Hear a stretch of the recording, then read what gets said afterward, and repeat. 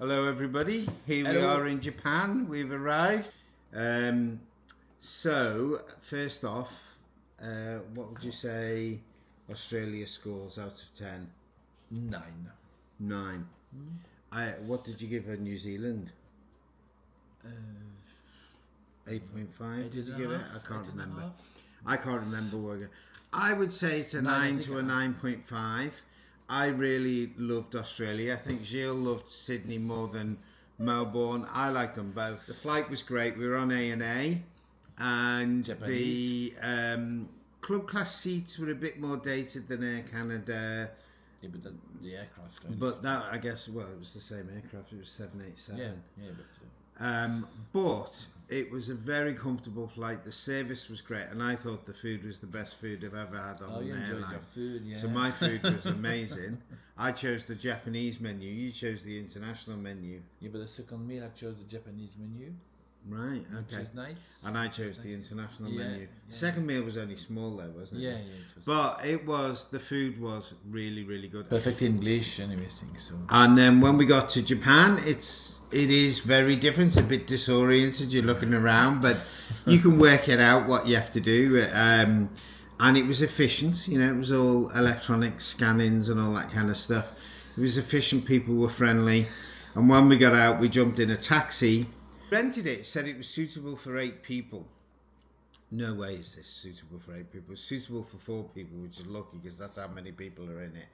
But it's pretty tiny. I'll show you a quick scan round, but down at that end we've got the bathrooms and the toilets. We're going to talk about the toilets in a second. And then on this side we've got 2 bedrooms and essentially a kitchen. The toilets are something else. First of all, everything you think about Japanese toilets are right. It's right, yeah. It's right, it's the right. heated toilet seat is weird because it's really quite warm. It is.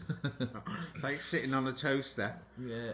And, And any gender have to see. Yeah, you have to sit down to pee. Don't be. You're not allowed to stand gentlemen, up please. to pee, and it's got all kinds down of to pee. features which we won't go into, and we haven't used, or I haven't used. Have you used them?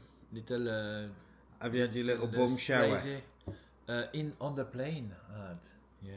Oh, did the plane have it as well? I didn't even notice on the Yeah, plane. the plane had that, and it was warm water. Anyway, Gary and Lorraine landed about an hour and a half ago, so we're just waiting for them to arrive and then we're going to get started. But it's very exciting, very different, and we will see you when we post some Japanese content. So bye for now. Hello everybody, this is our first Japan update. We're in a very nice neighbourhood with lots of restaurants and a big temple nearby. It's a very nice area. Beautiful So we had a little walk around there and walked up the restaurant row, I would call it, and got ourselves a takeaway. A Japanese takeaway. It was delicious. And then today we went to the Meiji Jingu Forest Walk. Forest Walk. Yeah. Which is where there's on the other side of the city. the transport is good, but it's quite hard to navigate until you get used to it because it's not like any. There are bits of English on it, but predominantly it's all in Japanese, and you've got to try and work it out. It's quite a complicated system. You have to understand how it works. And also we hit our first roadblock. We've been secretly, we haven't sort of spoken about this, but we've been seeing how far we could get around the world without converting any currency, and up until today we had not had any cash. currency at all. We had paid only by card, but today we hit the wall. We had to get currency because you cannot buy the Oyster card and the credit card. You have to use cash. Also a lot of restaurants accept only cash. In quite a few things, it's not as technologically advanced as you expect it to be. That's not your image. But anyway, so we went to Meiji Jingu. There's a Japanese Shinto shrine in the gardens there, And the gardens were set up by Emperor Meiji and Empress Shokin, and they were the sort of late 1800s, early 1900s emperors, and they are credited with opening up Japan. They described their area as the embracing of Western knowledge with the Japanese spirit. So talking about spirits and alcohol, Yeah. what happened when we approached?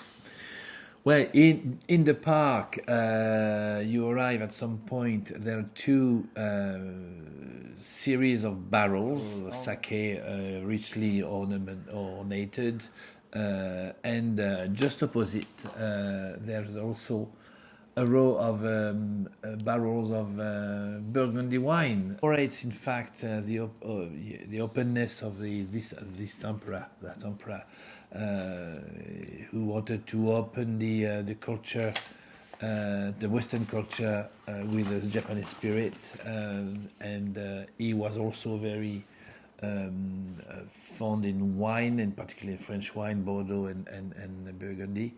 And in return, France donated all these beautiful barrels. And they line the walk now, don't they? Just opposite the sake barrel, so it's quite a vista.